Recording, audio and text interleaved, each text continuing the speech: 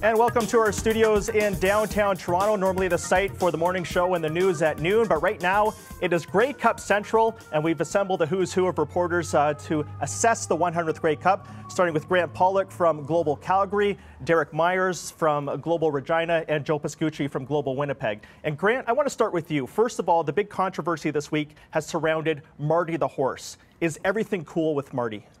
Tell you, everybody in Calgary is a little concerned right now. Apparently it is.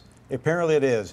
I mean, can you believe this? I mean, every time my boss calls me, it's not about the game or the player. It's about a horse.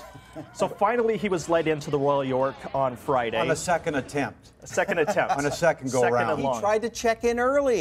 Yeah, but the room wasn't ready. Didn't sign the waiver, the no party waiver that had to sign. Yeah, exactly. But yeah, the horse is there, and the horse in the end zone will be there too. He just can't gallop up and down the sidelines. No, just in the end zone. So it's not the real horse from Calgary, though. But of course, they won't score any touchdowns, so you don't have to worry about it. So, Derek and Joe, I'll start with you, Derek. Yep. The last Grey Cup held here in Toronto in 2007. Obviously, the city is going big this year, the 100th Grey Cup. What comparisons do you find between this and 07? How much bigger do you think this week has been so far?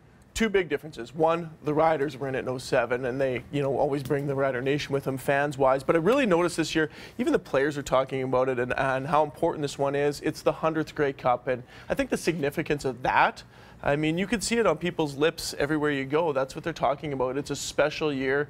I mean, the Grey Cup is almost more Canadiana than it is a football game and the celebration that it's become. And I really feel people embracing the fact that this is a special year and it's a part of them, and they want to be a part of this history. Joe, you're familiar with Toronto's background and their history with this game. How much bigger do you think the city has gone this year? Oh, it's exceeded all previous Grey Cups here. I was here in 1989 for the Saskatchewan-Hamilton game, in 92 when the Bombers played Calgary. And in 92, you wouldn't have known there was a Grey Cup game going on because in 89, of course, the Saskatchewan fans were here. But in 92, the Blue Jays had just won the World Series. The Grey Cup was a lost event here.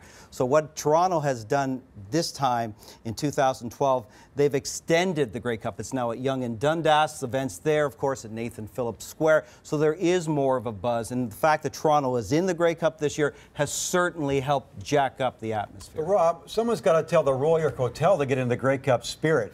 I mean, as Derek mentioned, when I signed in, I've never done this in a hotel before. I had to swear, sign my name, and my I cannot have a party in my room, I cannot have guests in my room, and I can't play a musical instrument.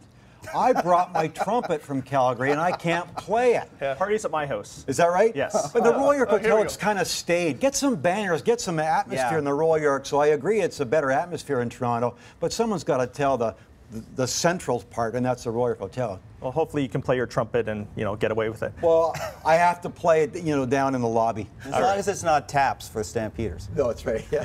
So the big game, obviously, that's the focus. Stampeders and Argos on Sunday. Grant, who do you like? And keep in mind you're representing Calgary. I am representing Calgary, but I'm being honest here. No, both teams are coming into the Grey Cup riding a high, and I think that's great. Both teams got better in the last month of the season. But I think the Stamps are just a little bit better overall. Each team has weapons, but I think the Stamps. Do you want a prediction or do you want to save that for later? We'll do the scores at the end. Derek, who do you like in the game? I like the Stamps as well. Just seeing Kevin Glenn this week, I've never seen a guy more relaxed, more embracing the moment. I mean, he had the misfortune in 07, didn't get to play in the game here in Toronto, but when I talked to him, he just seems so at ease. You can't wipe the smile off this guy's face this week. He's so excited, and not to take anything away from Ricky Ray, the guy is going to be a Hall of Famer, but just feels like Kevin Glenn. So you believe in fate? I believe in a few things. Fate might have been it last night, but no, yeah, I just think he looks the most at ease. Joe? We have two for Calgary. Okay, well, I'm going to say right off the top, I am picking Calgary to win the game. But what scares me is Ricky Ray, and I think that Ricky Ray can take that smile off Kevin Glenn's face. And he's done it in the past. Ricky Ray has beaten the Stampeders the last 5 times he's played them. He is sort of that wild card element. He's not going to get rattled despite anything that happens in that game. But despite all that, I'm still taking the Stampeders. The 3 Grey Cups played at the Rogers Centre, formerly Sky Dome, the Western team has won. And the last 2 times the Stampeders were in the Grey Cup, they beat the team that had the most outstanding player on it. And Rob, home teams, when they're playing the Grey Cup in their home building, they don't usually win. So the odds, the history goes against the Argos in that respect. Well, a number of the Calgary guys were there in 08 at the Big O. You know, this is a fairly veteran-laden team at the key positions. And although Kevin Glenn wasn't the quarterback there, he's been around long enough. He's not going to be rattled by this. So you mentioned Kevin Glenn and his calm and his poise. I see the same thing with Ricky Ray at the helm of the Toronto Argonauts. Obviously, this is the guy that they brought in for this game. Not a great regular season, 9-9, but through the playoffs, they've picked up momentum. Chad Owens, this guy's the most valuable player in the league. He's a game breaker. And I think Cackert has really filled in for a guy like Corey Boyd, who the Argos let go when he was leading the league in rushing. So you guys are going with the Stamps. I got to go with the Argos. So we have 3-1. We'll see who's right on Sunday. What is the score going to be, Grant? 29-17. 29-17? Stampeders, yeah. And what's the big play?